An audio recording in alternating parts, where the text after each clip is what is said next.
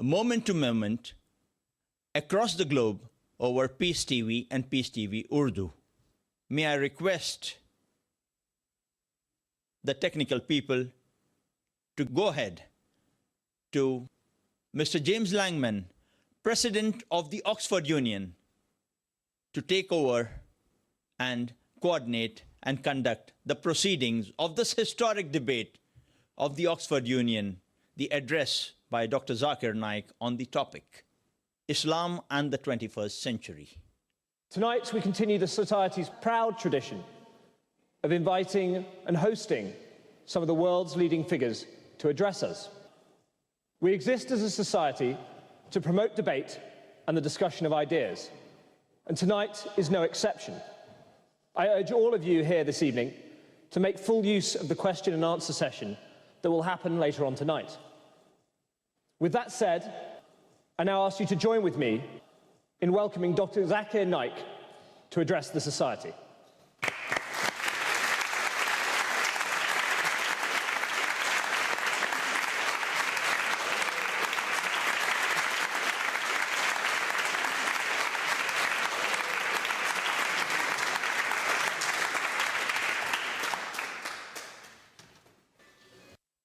Alhamdulillah, wassalatu wassalam, ala rasulillah, wa ala ali wa sahbihi ajmain, amma ba'd. A'udhu billahi minash shaitanir rajim. Bismillahir rahmanir rahim. Ya ayyuhan nasu inna khalaqnakum min zakarin wa unsa wa jalnakum shu'uban wa qaba'ila lita'arafu inna akramakum indallahi atqakum innallaha alimun khabir. Rabbi shrah li sadri wa yassir li amri wahlul 'uqdatam min lisani yafqahu qawli. Honorable Mr. President of the Oxford Union, Mr. James Langman, the Honorable members of the Oxford Union, the respected elders, and my dear brothers and sisters, I welcome all of you with the Islamic greetings. Assalamu alaikum wa rahmatullahi barakatuh. May peace, mercy, and blessings of Allah subhanahu wa ta'ala, of Almighty God, be on all of you. It's an honor and a great pleasure for me to address this historic Oxford Union. And I would like to thank the Oxford Union, especially its president, Mr. James Langman, for making this event possible. The topic of my talk today is Islam and the 21st century. Islam comes from the root word salam, which means peace. It's also derived from the Arabic word silm, which means to submit your will to Almighty God. Islam, in short, means peace acquired by submitting our will to Almighty God. And any person who submits his will to Almighty God, he is called as a Muslim. Many people have a misconception that Islam is a new religion which came into existence 1400 years ago. And Prophet Muhammad, peace be upon him, is the founder of this religion. In fact, Islam is there since time immemorial, since man set foot on this earth. And Prophet Muhammad, peace be upon him, is not the founder of this religion, but he is the last and final messenger of Almighty God. The religion of Islam is based on the teachings of the glorious Quran, which came into existence 1400 years back. Is it possible that today the humanity at large in this 21st century can gain guidance how a life should be led from a book which is 1400 years old? But natural. The answer obviously is no if this book is written by a human being. But the glorious Quran is the last and final revelation of Almighty God, which was revealed to the last and final messenger, Prophet Muhammad, peace be upon him. The glorious Quran is the proclamation to humanity. It is the fountain of mercy and wisdom. It's a guide to the erring. It's a warning to the heedless. It's an assurance to those in doubt. It's a solace to the suffering. And it is an hope to those in despair. The glorious Quran is the last and final revelation of Almighty God, which was revealed to the last and final messenger, Prophet Muhammad, peace be upon him. For any book to claim that it is a word of God, For any book to prove that it is the revelation from Almighty God, it should stand the test of time. Previously, in the olden days, it was the age of miracles. The glorious Quran is the miracle of miracles. Later on came the age of literature and poetry. Muslim and non-Muslim Arabic scholars alike, they acclaim the glorious Quran to be the best Arabic literature available on the face of the earth. But today, if a religious book in a very poetic fashion says, the world is flat, will a modern man believe in it? But naturally the answer is no, because today is not the age of literature and poetry. Today is the age of science and technology. So let us analyze whether the glorious Quran is compatible or incompatible with modern science. According to Albert Einstein, the famous physicist and the Nobel Prize winner, who I'm told also addressed this historic Oxford Union, he said, science without religion is lame, and religion without science is blind. Let me remind you, the glorious Quran is not a book of science, S-C-I-E-N-C-E, but it's a book of signs, S-I-G-N-S. It's a book of ayats, it's a book of verses. And the glorious Quran has more than 6,000 signs, 6,000 ayats, 6,000 verses, out of which more than 1,000 speak about science. As far as my talk today is concerned, I will only be speaking about scientific facts. I will not be speaking about scientific hypotheses and theories, which all of us know many a time, these theories and hypotheses take U-turns.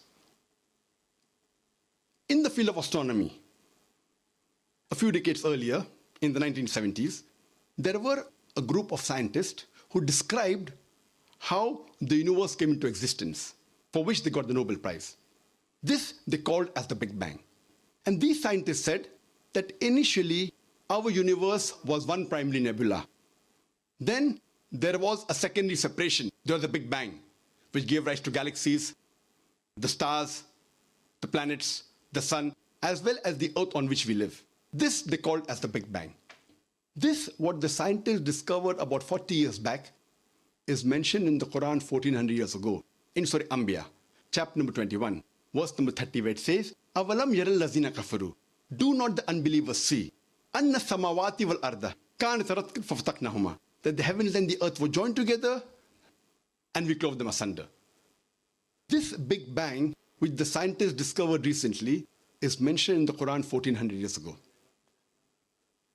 Previously, we human beings, we thought that the world was flat.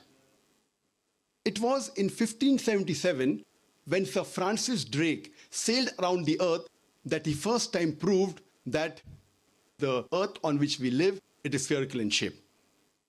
The Quran mentions 1400 years ago in Surah Naziyat, chapter number 79, verse number 30, Wal arda ba'da zalika dhaha, and thereafter we have made the earth egg-shaped. One of the meaning of daha is an expanse, and the earth is an expanse. The other meaning is derived from the Arabic word dhuya, which means an egg. And today we know the earth is not completely round like a ball. It is flattened from the pole. It is geospherical in shape. And if we analyze, the Arabic word dahaha doesn't refer to a normal egg. It specifically refers to the egg of an ostrich. And if we analyze, the egg of an ostrich is too geospherical in shape. Imagine, the glorious Quran 1400 years ago says that the earth is geospherical in shape. Previously, we thought that the light of the moon was its own light. Recently, we have come to know that the light of the moon is not its own light, but it is a reflected and borrowed light. The Quran says in Surah Furqan, chapter number 25, verse number 61, Blessed is he who has placed the constellation in the sky and placed therein sun, a lamp having its own light, and moon having borrowed or reflected light.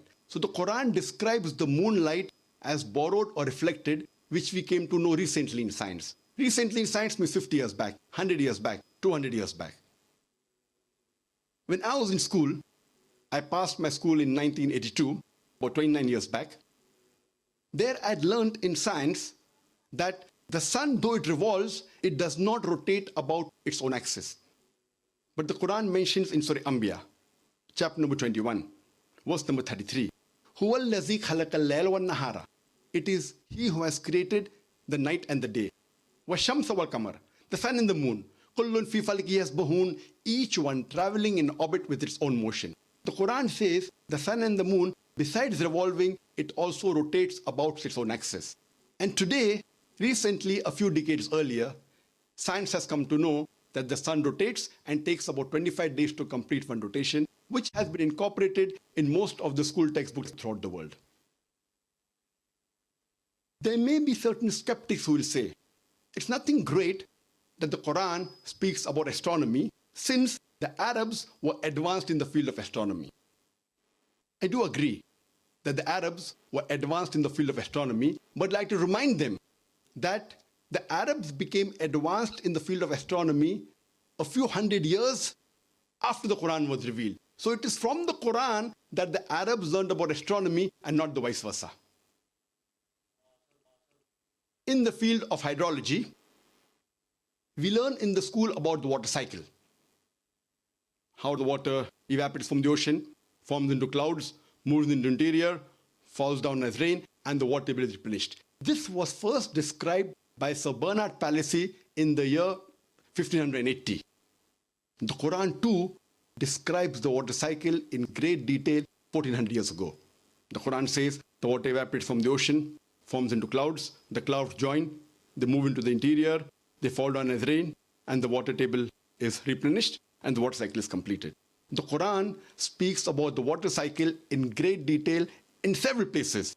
In Surah Az-Zumur, chapter number 39, verse number 21. In Surah Rum, chapter number 30, verse number 24. In Surah Mu'minun, chapter number 23, verse number 18. In Surah Hijr, chapter number 15, verse number 22. In Surah Nur, chapter number 24, verse number 43. In Surah Araf, chapter number 7, verse number 57. In Surah Rad, chapter number 13, verse number 17. In Surah Furqan, chapter number 25, verse number 48 and 49. In Surah Fatir, chapter 35, verse number 9. In Surah Yasin, chapter number 36, verse number 34. In Surah Jasha, chapter number 45, verse number 5. In Surah Qaf, chapter number 50, verse number 8 and 9. In Surah Waqia, chapter number 56, verse number 68 to 70. In Surah Mulk, chapter 67, verse number 30. In Surah Tariq, chapter number 86, verse number 11. I can go on and on giving references only in the Quran of the several verses which speak about the water cycle in great detail.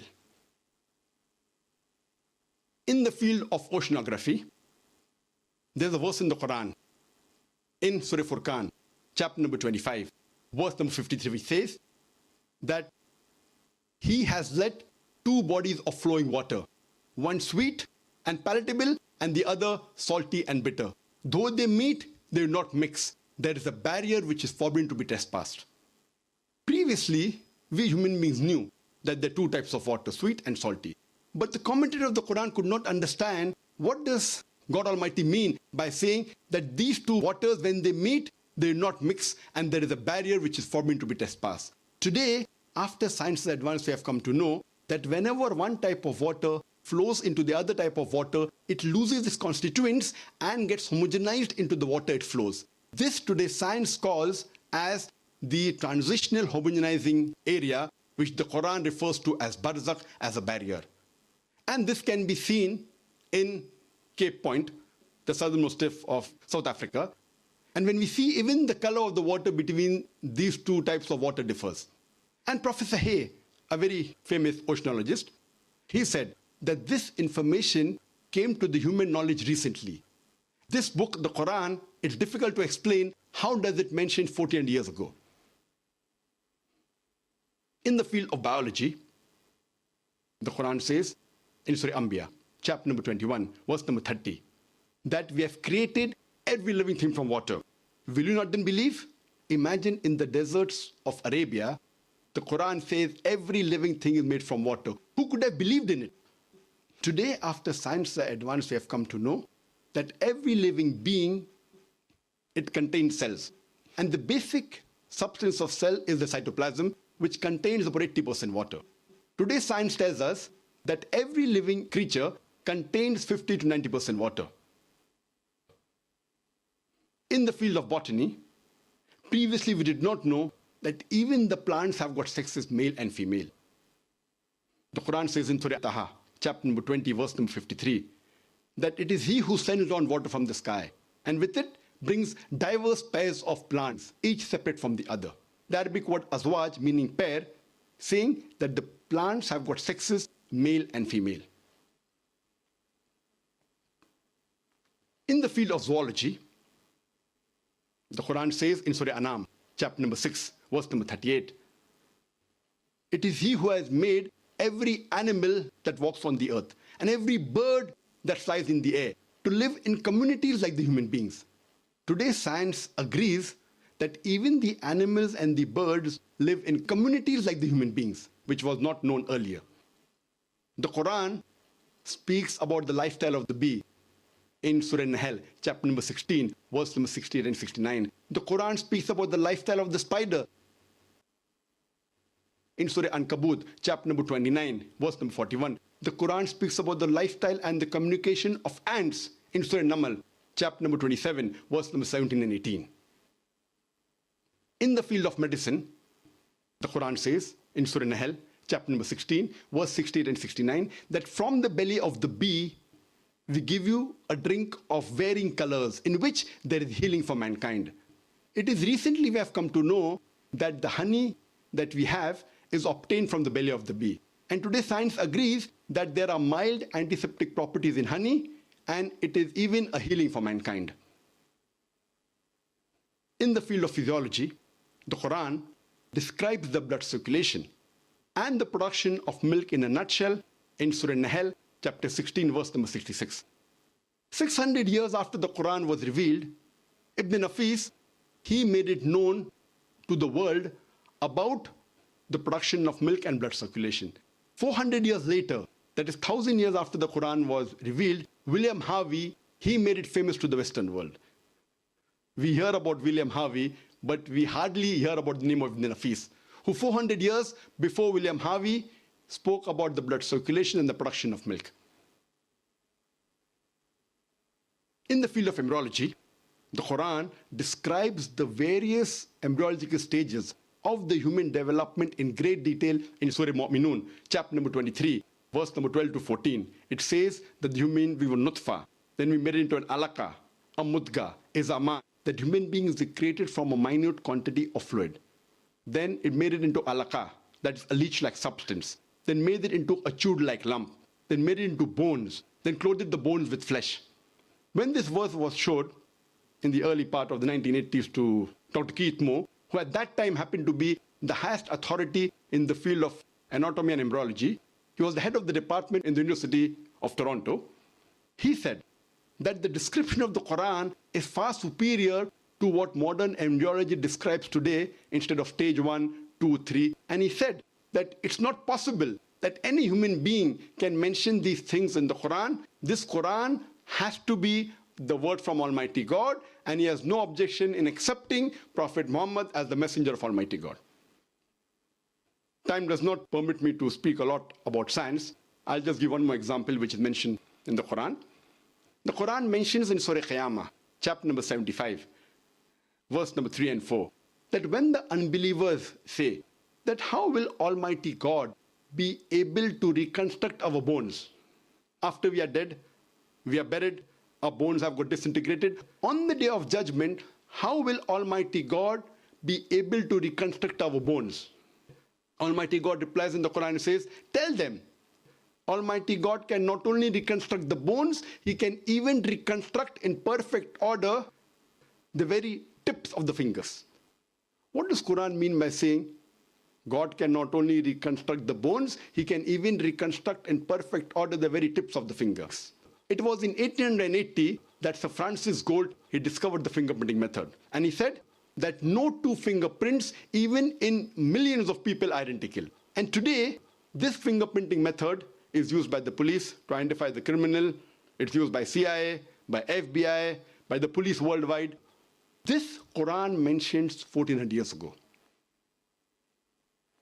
Francis Bacon, a very famous philosopher, he said, little knowledge of science makes a person an atheist, but in-depth knowledge of science makes a person a believer in God.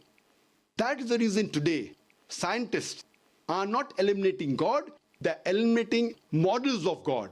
La ilaha illallah. There's no God but Allah. I started my talk by quoting a verse from Surah Quran, from Surah Hujurat, chapter number 49, verse number 13, which says, Ya ayyuhan nasu inna khalaqnakum min zaqin wa unsa wa ja'alnakum shu'uban wa qaba'ila lita'arafu inna akramakum indallahi atqakum innallaha alimun khabir, which means, O humankind, we have created you from a single pair of male and female and have divided you into nations and tribes so that you shall recognize each other, not that you shall despise each other. And the most honored in the sight of Almighty God is the person who has taqwa. The criteria for judgment in the sight of Almighty God, it's not sex, it's not color, it's not wealth, it's not age, but it is taqwa, it is God consciousness, it's piety, it is righteousness. The only way one human being can be superior to the other human being is by righteousness and by piety, and no other criteria. Quran says in Surah Rum, chapter number 30, verse number 22, amongst his signs, he has created the heavens and the earth, and the variation in your languages and color. These are signs for the people who understand. The Quran says he has created the different variation in the color and the languages so that those who are knowledgeable people, they will know it's a sign from Almighty God. This speaks about the universal brotherhood, that Almighty God has created all the human beings from a common pair of human beings, Adam and Eve, may peace be upon them. And Almighty God says in Surah Isra, chapter number 17, verse number 70, وَلَقَدْ كَرَّمْنَا بَنِي آدَمَ, and we have honored the children of Adam. Almighty God says in the Quran that all the children of Adam, irrespective whether they're black or white, male or female, whether they're born in UK or India or USA, whichever part of the world they belong to, Almighty God has honored all the children of Adam, all the human beings. And Islam does not only speak about universal brotherhood, it practically demonstrates that every Muslim who follows the religion of Islam should practically practice it minimum 5 times in the day.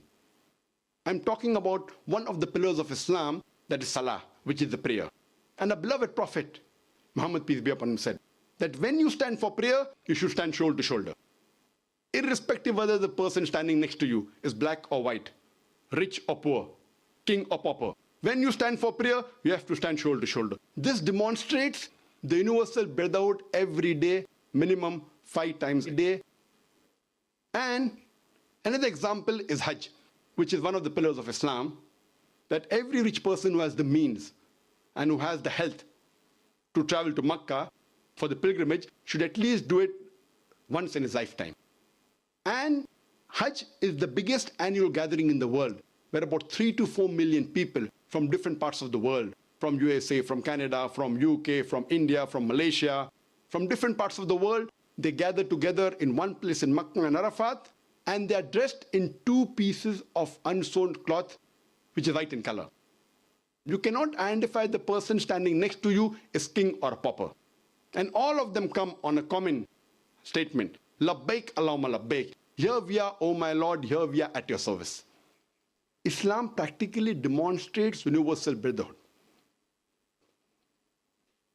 Many religions believe that humankind has been created from a single pair of Adam and Eve. May peace be upon them both. But there are some religions who put the blame only on Eve for the downfall of humanity, for the origin sin. But if you read the Quran, the blame for disobeying Almighty God is equally put on both Adam and Eve. May peace be upon them. The Quran says in Surah Araf chapter 7, verse number 19 to 27, Adam and Eve, peace be upon them, they are both addressed more than a dozen times. Both of them, they disobeyed God. Both of them repented and both were forgiven. The blame is equally put on both of them. There is not a single verse in the Quran which puts the blame only on Eve. However, there's one verse in the Quran in Surah Taha, chapter 20, verse 121, which says, and singles out Adam, peace be upon him, and says he disobeyed God. But on the whole, if you read the Quran, the blame is equally put on both of them. There are some religions who, because they say that woman is the cause of the downfall of humanity, which Islam doesn't agree, some religions say because of that, God punished her. And pregnancy is a curse and punishment of God on the woman. But in Islam, pregnancy uplifts the woman. The Quran says in Surah Nisa, chapter 4, verse number 1. Respect the womb that bore you. The Quran says in Surah Luqman, chapter number 31, verse number 14, we have enjoined on the human beings to be kind to the parents. In travail upon travail did the mother bore them, and in years twain was the weaning. The Quran repeats the message in Surah Ahqaf, chapter number 46, verse number 15. We have enjoined on the human beings to be good to the parents. In pain did the mother bear them, and in pain did she give them birth. So pregnancy uplifts a woman, does not degrade her. And our beloved Prophet said, it's mentioned in Sahih Bukhari. Sahih Bukhari is one of the collections of the authentic sayings of the last and final messenger, Prophet Muhammad, peace be upon him. It's mentioned in Sahih Bukhari, volume number 8, in the book of manners, chapter number 2, hadith number 2. A man approaches the Prophet and asks him that who deserves the maximum companionship and love in this world? Prophet said, your mother. The man asked after that who? The Prophet repeated, your mother. The man asked after that who? Again the Prophet said, your mother. The man asked for the fourth time after that who? Then the Prophet said, your father. That means 75%, 3/4 of the companionship goes to the mother, 25%, 1/4 goes to the father. In short, the mother gets the gold medal, she gets the silver medal, as well as the bronze medal. The father has to be satisfied with a mere consolation prize. These are the teachings of Islam which we have to agree. And if we analyze, Islam gave economic rights to women 1300 years before the Western world. 1400 years ago, Islam gave right to any adult Muslim woman to own or disown the property without the permission of anyone else. The first time the Western world gave right for a woman to own or disown property was in 1870s under the Married Women Property Act, which said that a married woman, adult, can own or disown the property without the permission of the husband. And this act was later revised. Islam gave economic rights to women 1300 years before the Western world. And in Islam, we do not agree with the word housewife, which is used in English language, because we don't consider the woman to be married to the house to be called a housewife. We prefer calling her as homemaker, the person who makes the home, the person who builds the home. Though we see that there are many misconceptions, and many people think that men and women in Islam are not equal. In fact, in Islam, men and women are equal. But equality does not mean identicality. They're equal, but they are not identical. Depending upon the physiological makeup, their psychological makeup, their biological makeup, they have different roles. Overall, men and women are equal in some aspects. The woman, she may have a degree of advantage. In some aspects, the men may have a degree of advantage. Let me give you an example. If there are two students in a class, student A and B, both of them, they come out first in examination. Both get 80 out of 100. When we analyze the answer sheet, there are 10 questions which have 10 answers, each carrying 10 marks. In answer to question number 1, student A gets 9 out of 10. Student B gets 9 out of 10.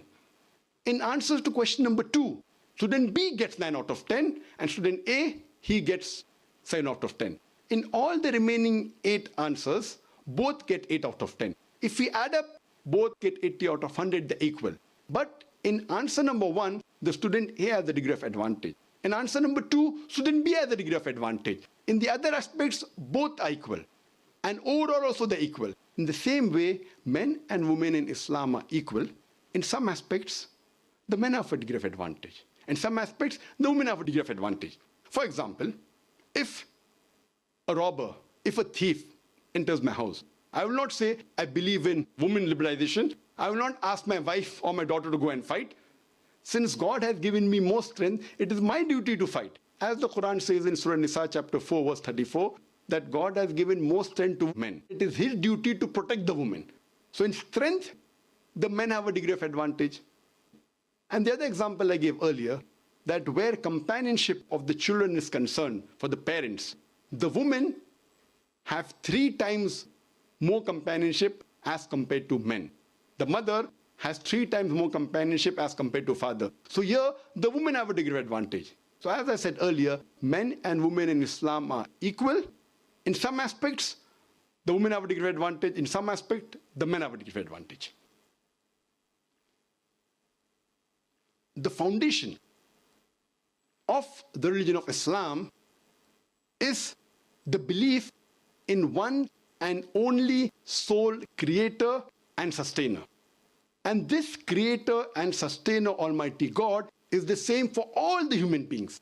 Only if you agree that our creator, sustainer, and cherisher, one God, is the same, then only can brotherhood be maintained in all religions. And this is the basis of all the religions. Religion, according to Oxford Dictionary, means a belief in a superhuman controlling power, a personal God or gods that deserve worship and obedience. So according to Oxford Dictionary, religion means belief in God. If you understand God, you understand that religion in the right perspective. Quran says in Surah Al-Imran chapter 3 verse number 64, Ta'alaw ila kalimatin sawa'im bayna baynakum. Come to common terms as between us and you. Which is the first term?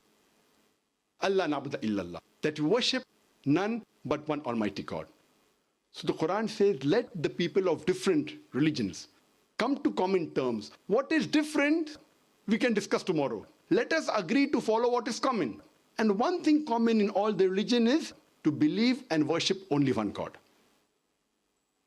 To understand any religion or to understand the concept of God in a religion, it is not appropriate to try and observe the followers of that religion. Because many a time the followers themselves may not be aware about the religion or the concept of the God in religion. The best and the most authentic way of understanding a religion or understanding the concept of God in a religion is to try and understand what the authentic scriptures of that religion have to speak about God. Let's try and understand the concept of God in the major religions in a nutshell. First, we'll try to understand the concept of God in Hinduism. The two major and most authentic scriptures in the religion of Hinduism are the Vedas and the Upanishads. It's mentioned in the Chandogya Upanishad, chapter number 6, section number 2, verse number 1. Ekam evidityam. God is only one, without a second. This is a Sanskrit quotation. It's mentioned in the Svetasvatara Upanishad, chapter number 6, verse number 9. Nacha se kasij, janitana chadipa. Of that God, he has got no parents, he has got no Lord, he has got no father, he has got no mother, he has got no superior. It's mentioned in the Svetasvatara Upanishad, chapter number 4, verse number 19, as well as Yajurved, chapter number 32, verse number 3. Na tasya pratima asti. Of that God, there is no pratima. Pratima is a Sanskrit word which means an image, a photograph, a painting, a picture, a sculpture, a statue, an idol. It says, of that God, there is no image, there is no picture, there is no painting, there is no portrait, there is no statue, there is no idol, there is no sculpture. And the Brahma Sutra of Hinduism, the fundamental creed of Hinduism is, Ekam Braham Devtya Naste, Nena Naste Kinchan. Bhagwan ek hi hai, dusra nahi hai. Nahi hai, nahi hai, zara bhi nahi hai. There's only one God, not a second one. Not at all, not at all, not in the least bit. So if you read the Hindu scriptures, you shall understand the concept of God in Hinduism and understand Hinduism in the right perspective. Let's discuss the concept of God in Judaism. It's mentioned in the Old Testament, in the book of Deuteronomy, chapter number 6, verse number 4. Moses, peace be upon him, says, Shama Israelo, Adnahin Adnaikat. Hear, O Israel, the Lord, our God, is one Lord. It's mentioned in the book of Isaiah, chapter number 43, verse number 11. I am Lord, and there's no Savior besides me. It's mentioned in the book of Isaiah, chapter number 45, verse number 5. I am Lord, and there's none else. There's no God besides me. It's mentioned in the book of Isaiah, chapter number 46, verse number 9. I am God, and there's none else. I am God, and there's none like me. It's further mentioned in the book of Exodus, chapter number 20, verse number 3 to 5, as well as in the book of Deuteronomy, chapter number 5, verse number 7 to 9. Almighty God says, Thou shalt have no other God besides me. Thou shalt not make unto thee any graven image of anything, of any likeness, in the heaven above, in the earth beneath, in the water beneath the earth. Thou shalt not bow down to them, nor serve them, for thy God, thy Lord, is a jealous God. So if you read the Old Testament, you should understand the concept of God in Judaism and understand Judaism in the right perspective. Before we discuss the concept of God in Christianity, I would like to clarify a few points. Islam is the only non-Christian faith which makes it an article of faith to believe in Jesus Christ, peace be upon him. No Muslim is a Muslim if he does not believe in Jesus Christ, peace be upon him. We believe that he was one of the mightiest messengers of Almighty God. We believe he was the Messiah, translated Christ.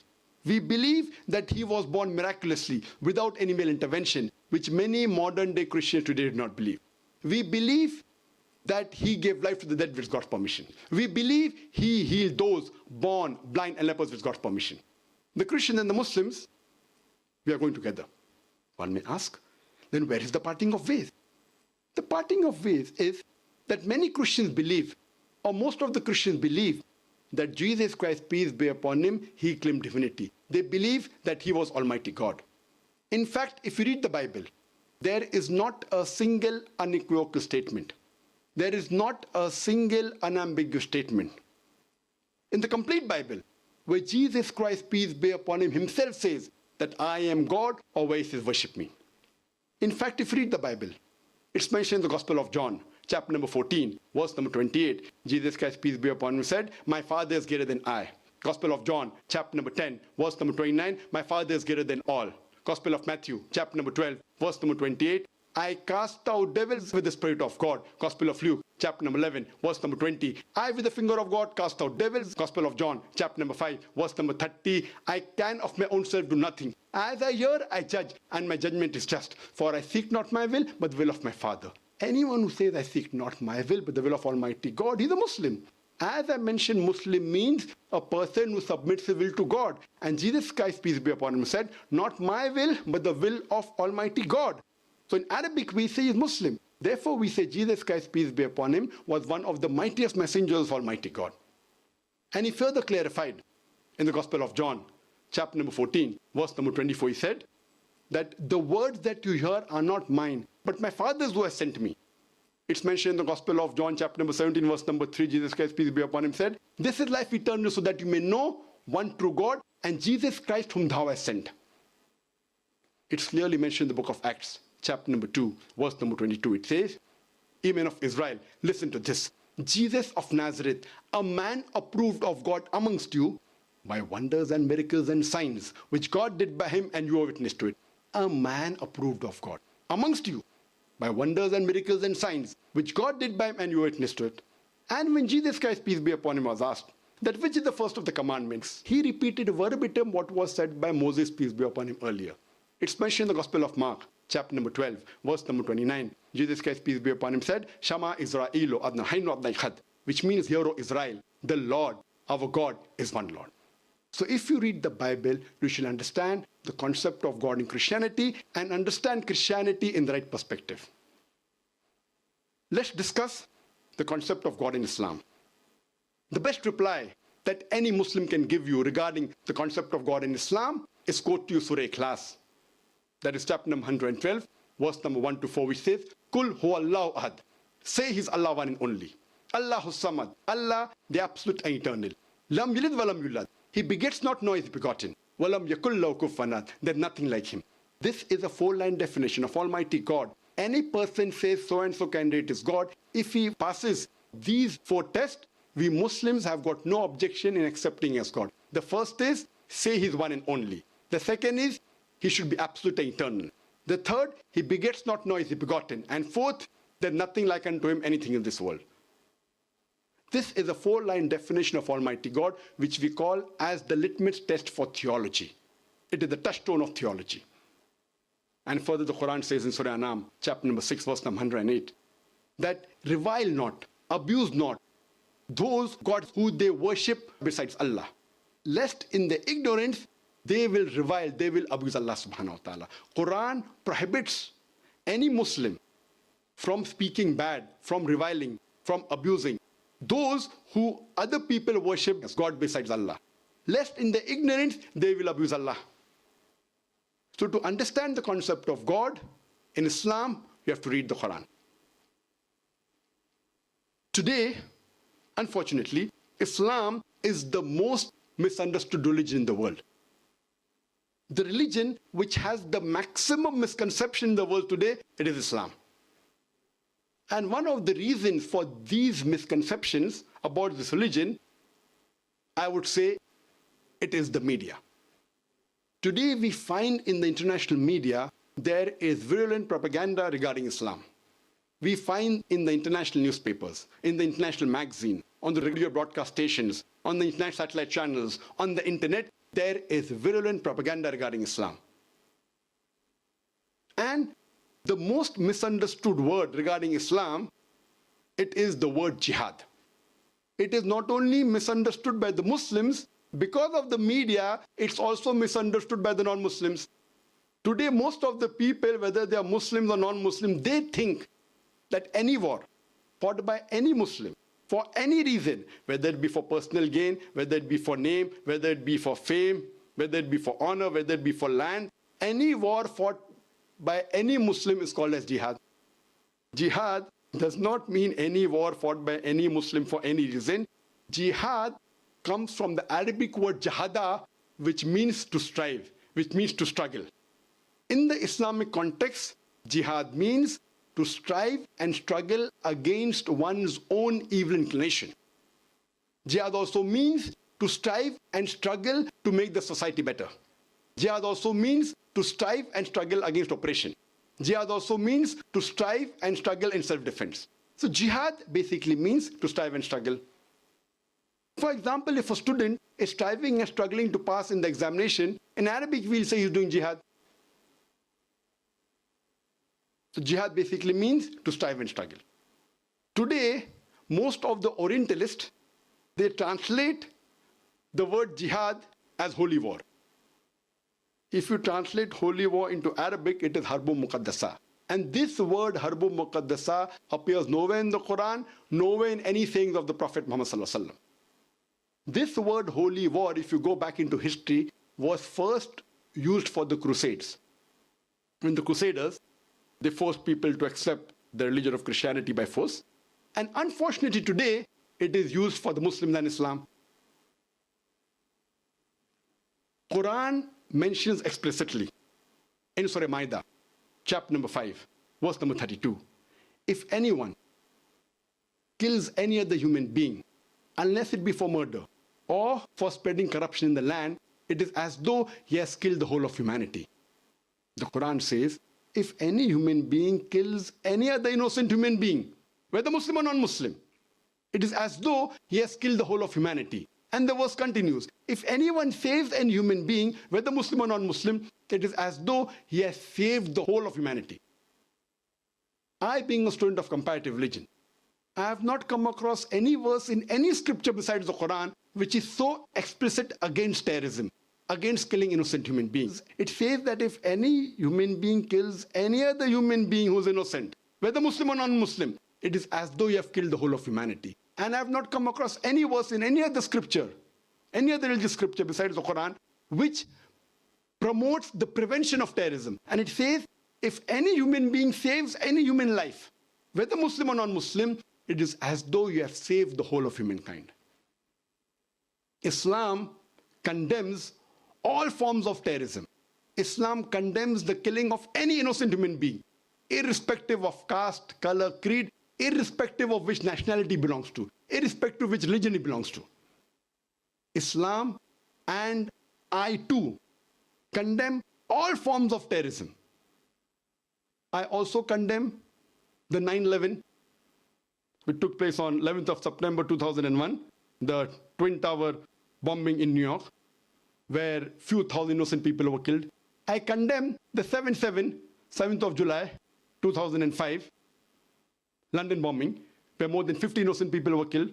I also condemn the serial train bomb blast that took place in Bombay on the 11th of July 2006, where more than 180 innocent people were killed. I also condemn the Gujarat massacre, the riots which were pre-planned, which took place in Gujarat in India, where innocent few thousand Muslims were killed. I condemn all sorts of terrorism, where innocent human beings are killed irrespective whether Muslim or non-Muslim. And whatever acts of terrorism which takes the life of innocent human being is to be condemned, including suicide bombing. Now we have, recently in the past few decades, that a person goes, he puts up a bomb, goes in a marketplace, goes in a tube station on the road, and he blows himself up, and with him takes several other human lives. This act is not tolerable in any religion, especially Islam. Suicide bombing where innocent human beings are killed is totally prohibited in Islam. Unfortunately, though Islam is a religion which condemns all sorts of terrorism, all acts of terrorism that took place in the past, which is even taking place in this 21st century. Even though it condemns, unfortunately, today, the media portrays Islam as a religion which promotes terrorism. Every community has its black sheep. And I'm also aware that there are black sheep in the Muslim community. What does the media do? The media picks up the black sheep of the Muslim community and they portray as though they're exemplary Muslims. Because of this today, we find that most of the people think that Islam promotes terrorism. If you read the Quran, if you read the sayings of the Prophet, Islam, amongst all the religions, is at the foremost in condemning the killing of innocent human beings. And one such prey of the media, of these media tactics, was myself. 8 months back, in the 4th week of June 2010, I was supposed to give a series of talks in UK. I was supposed to give a talk in the Wembley Arena in Wembley, London, in LG Arena, NEC Birmingham, as well as Sheffield Arena in Sheffield. All these venues had a capacity of 10 to 15,000 people, and these are prestigious venues. Just 3 weeks before my lecture tour, there was an article which came in one of the leading newspapers, that is Sunday Times. Sunday Times, it gave an article, Muslim preacher of hate let into Britain. And this article, it gave portions of my speeches, which were either quoted out of context or they were misquoted. And it portrayed me as a preacher of hate, a person who promotes terrorism. And the next couple of days, the same article was picked up, rehashed, and reprinted in many of the newspapers of UK. Not only newspapers of UK, but newspapers internationally, including the newspapers of India. Unfortunately, these articles inspired the Home Secretary of UK, Theresa May, to pass an exclusion order on the 16th of June 2010. After reading these articles and hearing some clips from the YouTube, which were again either out of context, and there were portions which were manipulated. Based on these YouTube clips and the media report, the Home Secretary of UK, on 16th of June 2010, she passed an exclusion order against me. And the next day, 17th of June, the Deputy High Commissioner of Britain in Bombay, on the 17th of June, they revoked and cancelled my visa. I had a valid 5 years multiple entry visa to UK, which was issued on the 15th of July 2008, valid till 15th of July 2013. I have been coming to UK since the past 20 years. I've come several times, and for lecture tours several times. I had a valid multiple entry 5 years visa, which had come twice before, in 2008, 2009, which was cancelled without giving me a fair hearing. I think this is an attack on freedom of expression as well as on human rights. Charles Farr, who is the Director General of the Office of Security and Counterterrorism, he was not in favor of this exclusion order. And he wanted me to reach to those Muslims who he felt the government could not reach. But the Home Secretary, ignoring the advice of her senior most security advisor, she went ahead with the exclusion order. And later on, a few weeks later, she even suspended one of the advisors under Charles Farr who supported me. I personally have more faith in the judicial system rather than the political system of my country, India, as well as the country of UK. We did a judicial review and took it to the High Court. Though the Home Secretary said I have no right to file under human rights because I'm a non-UK citizen, Justice Cranston said, and he reviewed it, and he said that he can file a case. And he passed a judgment and said that the first 3 decisions of the Home Secretary on 16th of June, 17th of June, and the 27th of June, all 3 were unlawful. But however, later on in the month of August 2010, when they gave additional information, he said that this is lawful, which is not logical. I have faith in the judicial system. We have filed for an appeal against the last judgment of the High Court, and I have full faith that inshallah, very shortly, this exclusion order would be reversed by the Court of Appeal. I hope in future I may have the chance to meet the Home Secretary Theresa May personally and explain to her the peaceful message of Islam and remove any misconception about Islam or any of my lecture that she may have. I would have personally preferred to come personally in the Oxford Union and give this talk and have a lively question and answer session rather than the satellite. Last month, I had gone to France. I was in Paris. We had a board meeting of our trust, Islamic Research Foundation International, which is based in UK, as well as Universal Broadcast Limited. Because I could not come to UK, I called the board members to Paris, and I was shocked. Normally, the world feels that France is more strict against Islam than UK. But when I applied for visa, I got it within 1 hour. And we had the board meeting there. I'd prefer having it in UK, but because of the exclusion order, which I feel the Court of Appeal very shortly will reverse it. And though the world may think that because of the exclusion order, it is an attack on freedom of expression. But I would like to thank the Oxford Union that even though an exclusion order has been passed on me, yet they permitted this debate or this lecture for the question and answer session. I would like to thank the Oxford Union, especially the president, Mr. James Langman, for being bold and agreeing to have this lecture. The Oxford Union may or may not agree with my speech. They may like my talk or may not like my talk. What I appreciate is that they are really people who promote freedom of expression. I would like to conclude my speech by giving a message. Peace is the only solution for the problems of humanity. Many nations, many countries have armies. They have got military, they have got navy, they have got air force. Some countries have weapons of mass destruction. Some have nuclear weapons. Believe me, all these are not the solution for the problems of humanity. The only solution, according to me, for the problems of humanity is peace. There may be differences.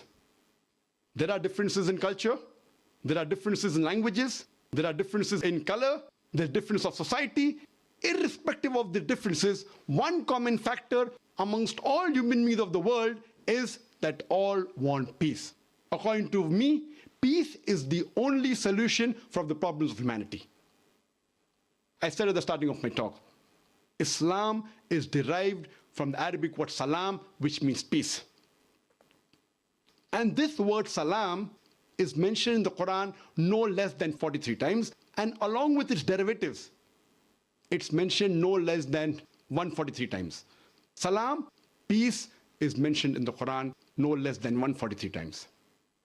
And I started my talk by greeting all of you, Assalamu alaikum, which means peace be on all of you. The Quran says in Surah Yasin, chapter number 36, verse number 58, that peace is a salutation from the Lord who is the most merciful. One of the attributes of Almighty God is As-Salam, the source of peace. Quran says in Surah Al-Hashr, chapter 59, verse number 23, it refers to Allah, Almighty God, as As-Salam, the source of peace. Quran says in Surah Ma'idah, chapter 5, verse number 16, that Almighty God guides those people who come towards Him, towards peace and safety, and takes them out of darkness into light. That's the reason. Every chapter of the glorious Quran, there are 114 chapters in the Quran, every chapter except 9 starts with the beautiful formula, Bismillah ar-Rahman ar-Rahim, in the name of Allah, Almighty God, the most merciful, the most gracious. According to me, peace is the only solution for humanity. And I am a person who spreads peace. My mission is to spread peace.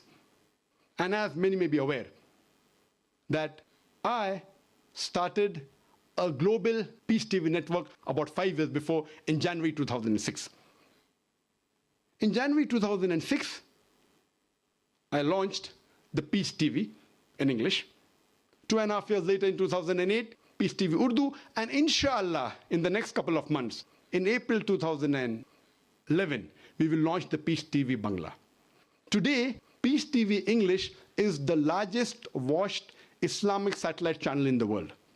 It has a viewership of more than 100 million, out of which more than 25% are non-Muslim. Even if I'm able to convince one human being, irrespective whether he's a Muslim or non-Muslim, and prevent him from killing one innocent human being, I feel I would have saved the whole of humankind. Peace is the only solution. My message is only of peace. My mission is to spread peace. I would like to end my talk with the quotation of Dr. Adam Pearson. Dr. Adam Pearson said, people worry that one day nuclear weaponry will fall in the hands of the Arabs. They fail to realize that the Islamic bomb, the bomb of peace, has already been dropped. It fell the day Prophet Muhammad, peace be upon him, was born. Wa akhiru da'wana alhamdulillah rabbil alamin.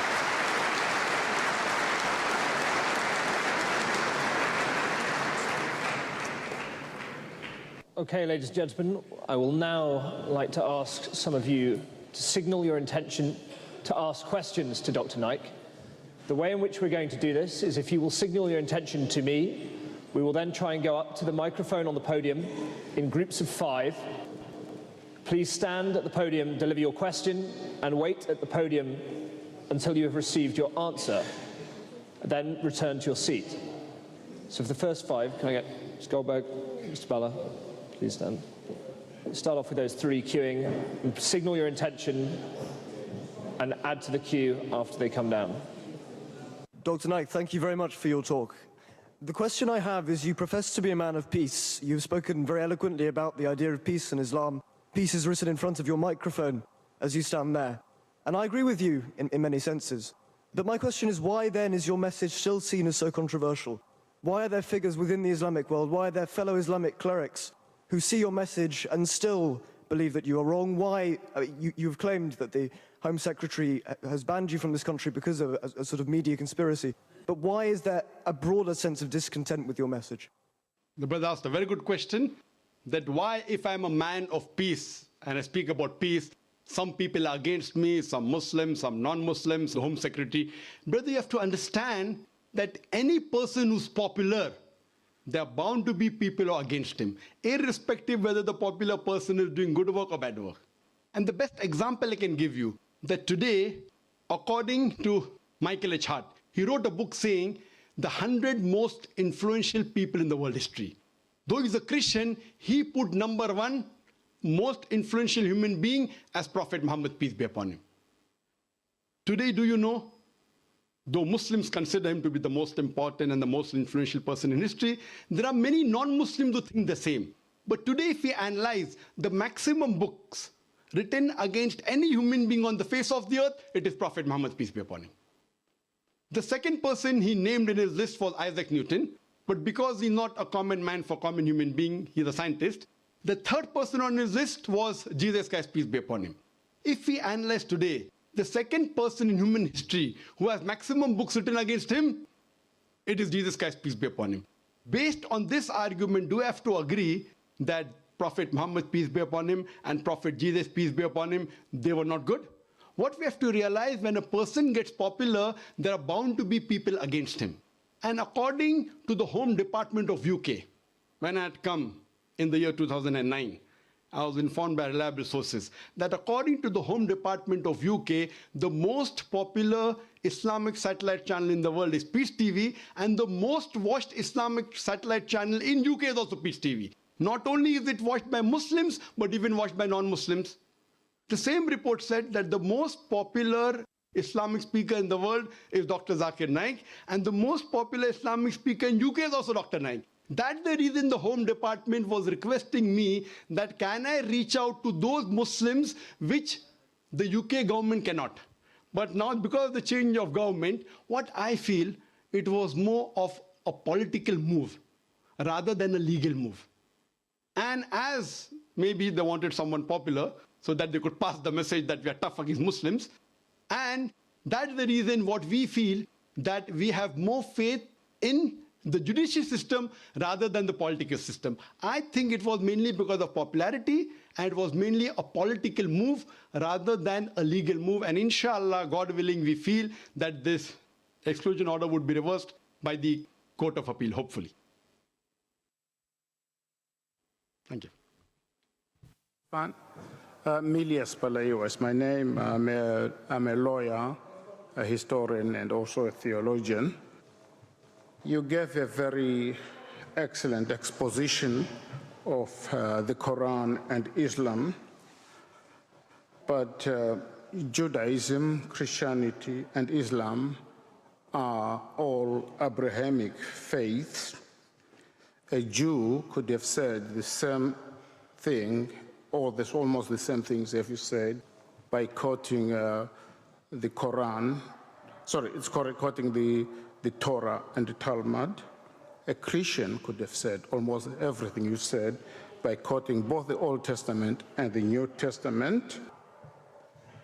And I do not know whether we should be trying to say one religion is superior or more truthful than another. And if we do go down that line, what does that lead to? That's what led to the Crusades, etc. You mentioned about justice and peace. Of course, the Christian Bible mentions more. There are more verses about justice and peace than there are about the Holy Spirit. And of course, Christians were pacifists until 313. So what is the difference between what you are saying and Judaism and Christianity, and what would that lead to? But that's a very good question. And I do agree with him that if you read the books of Judaism, the books of Christianity, you will find verses of peace. Never in my lecture ever did I say that any religion is against peace or any religion is in favor of terrorism. I always said all religions are against terrorism. What I made one statement in my speech, that the verse of the Quran, chapter 5, verse number 32, this verse, which is so emphatic, I do not find a similar verse in any other scripture, because I'm a student of comparative religion, saying that if you kill one innocent human being, it is as though you have killed the whole of humanity. And if you save one innocent human being, it is as though you have saved the whole of humanity. It was only one verse. So that generally, I do agree that most of the religions, almost all, they speak about peace. That's the reason Jesus Christ, peace be upon him. If you read the Gospel of Luke, chapter number 24, verse number 36, when he goes to the upper room, he says, when he wishes the apostles, Shalom Alaikum, which means same, peace be upon you in Hebrew. So the greetings of Jesus Christ, peace be upon him too, when he met the people, was Shalom Alaikum, which meant same in Arabic, Assalamu Alaikum, may peace be on you. Regarding you saying that one religion is superior to the other religion, I believe Almighty God sent only one religion. He has not sent different religions. What the Quran says, he has made human beings into different tribes, different colors, different languages, so that they may recognize each other, not they may despise each other. The only religion that God has sent to all his messengers, whether it be Moses, whether it be Jesus, peace be upon him, Moses, peace be upon him, Muhammad, peace be upon him, it was to submit their will to Almighty God. I believe all these messengers, right from Adam, Noah, Moses, Jesus, Muhammad, peace be upon them all of them brought the same message, that believe in one God and worship Him alone and only Him, and submit your will to that Almighty God. Hope that answers the question.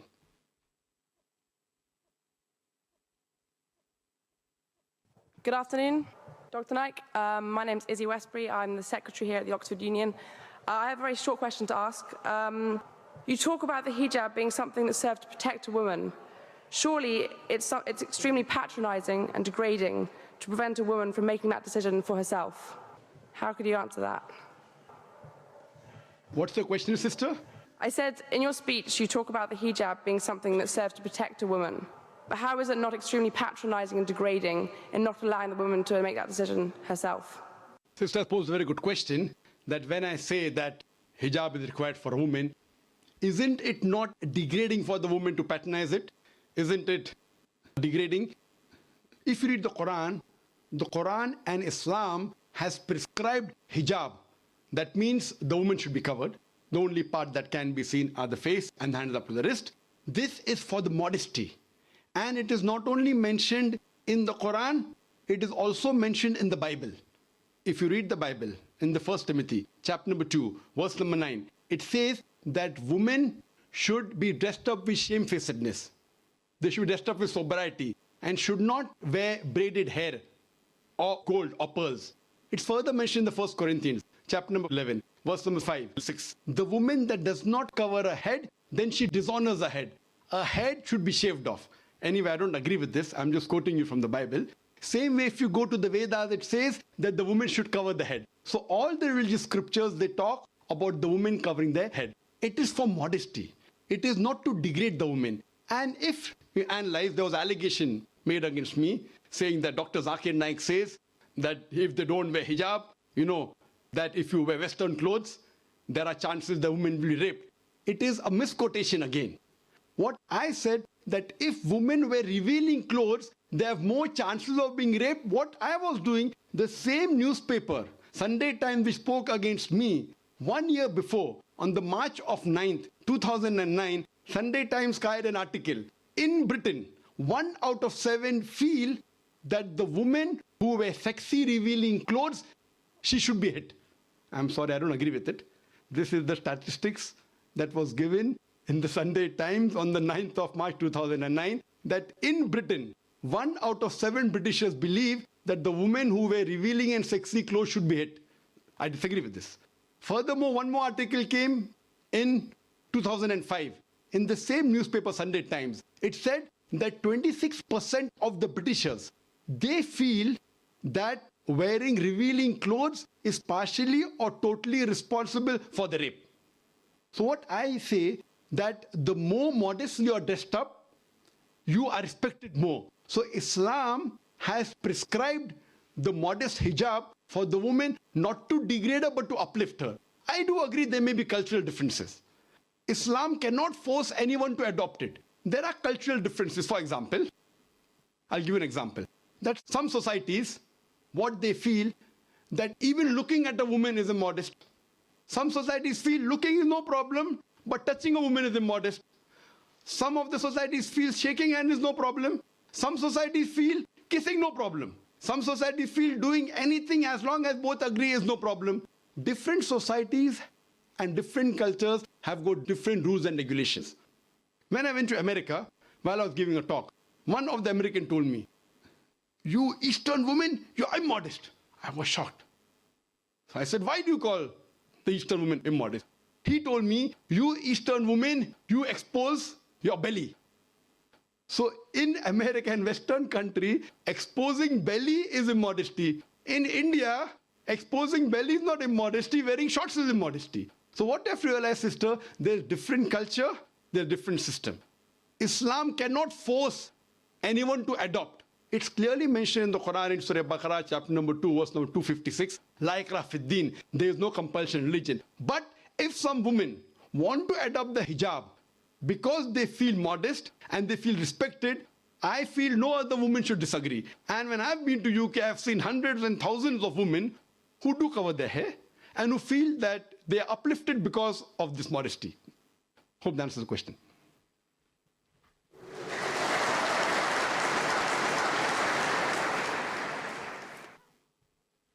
Good evening, Dr. Zakir Naik. My name is Dr. Ramzi from Oxford, ambassador for Universal Peace Federation, and one of the members of the Muslim Council of Britain. I would like to say you are doing an excellent job. God bless you.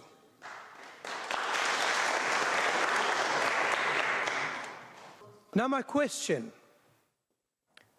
Dr. Zakir Naik, in your opinion, is Islamophobia a real phenomenon? And if so, how do you suggest it can be tackled?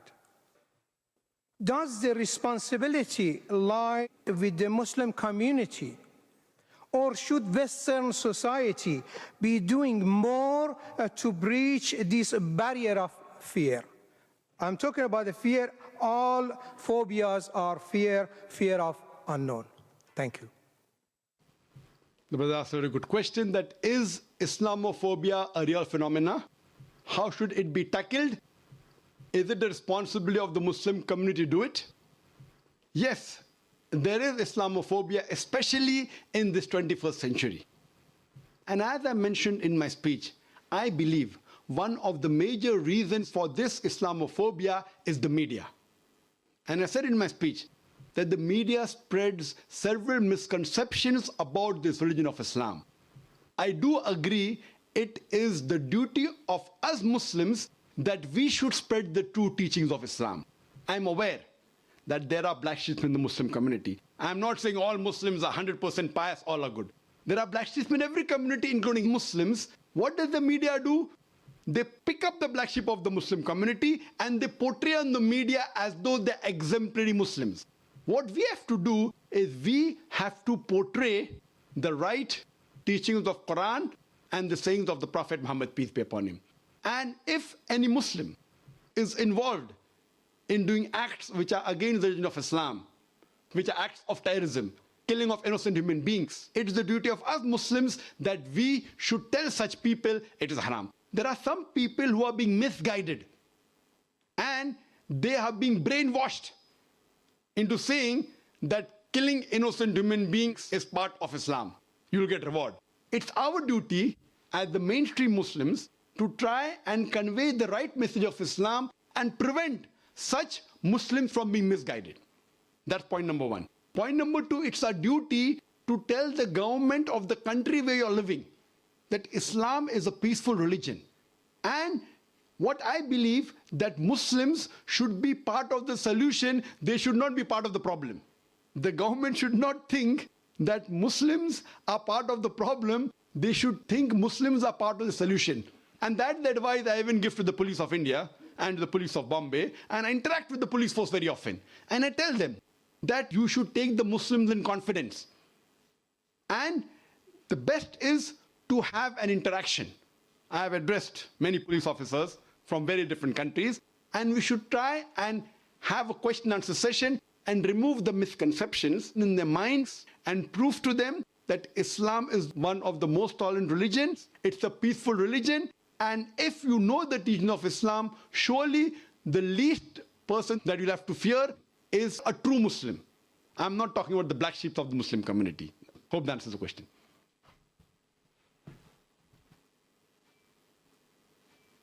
Dr. Naik, I'm Yasmin. I'm a student at the university, and my question is sort of related to the last question. You talked about you wanted to come to the UK because you wanted to reach out to Muslims who you felt that the government were not able to reach out to. And I wondered why, in your opinion, you felt that the government were failing in this way to reach out to Muslims in Britain. Thank you. Sister asked the question that I wanted to come to UK to reach out to those Muslims who the government could not reach out. Sister, there's a slight confusion. I said Charles Farr, the Director General of the Office of Security and Counter-Terrorism, felt that I could reach out to those Muslims who the government could not reach out to. He felt that, not me.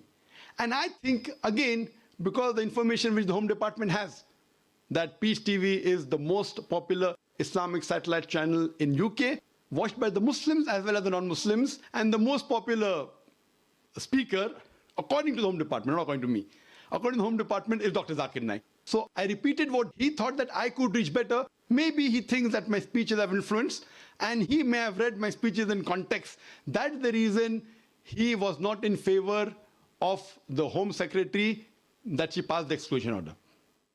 Hope that answers the question. Do you think that he has a point? Do you think that, in some sense, the government are failing to reach out to Muslims in Britain, though? If you ask my opinion, that do I agree with the thoughts of Charles Farr that the government is failing on? Yes, I do agree with him. I do agree because, as I said in my earlier answer, that the government should not think that Muslims are part of the problem. The government should think that Muslims are part of the solution.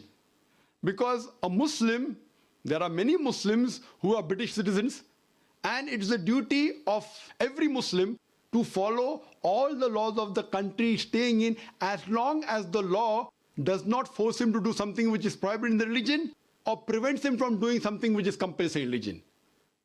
As far as India is concerned, I do not know of any rule or any law in the constitution which forces a Muslim in India to do something which is prohibited. Neither does it prevent me from doing something which is compulsory. So I am a practicing Muslim and I'm proud to be an Indian. So I'm proud to be an Indian Muslim. Similarly, there are many Britishers who I feel may be feeling the same. They may be Muslims and they may be following the laws of the country, so they're British Muslims. So I feel that the government should take in confidence, and what they should do, that they should see to it that this maligning by the media should stop.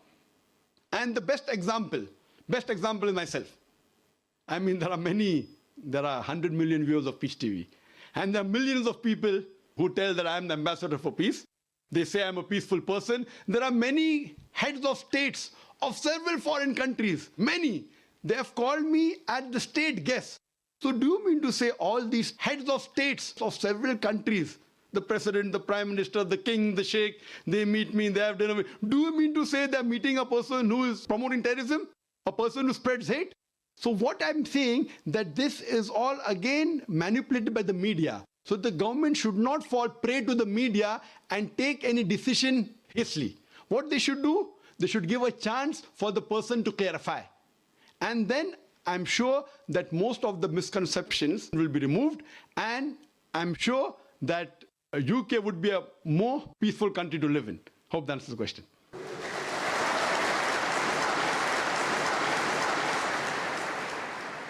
For this evening, due to the limitation of the satellite link.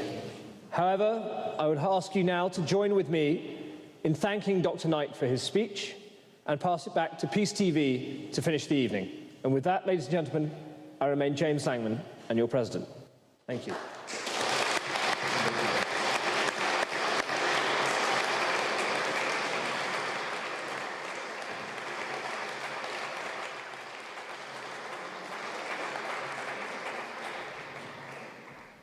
I would like to thank the Oxford Union, especially the president of the Oxford Union, Mr. James Langman, for making this event possible.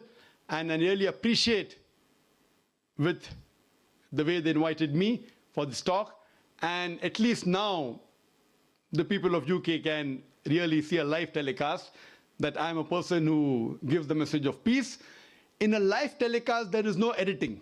There is no manipulation. You can have more faith in these live telecasts rather than clippings from YouTube, which can be manipulated. I would like to thank the members of the Oxford Union once again, and I hope very shortly, once the exclusion order is reversed, I would like to personally come to the Oxford Union and meet the members of the Oxford Union. Thank you very much. Wa akhir da'wana alhamdulillahi rabbil alameen.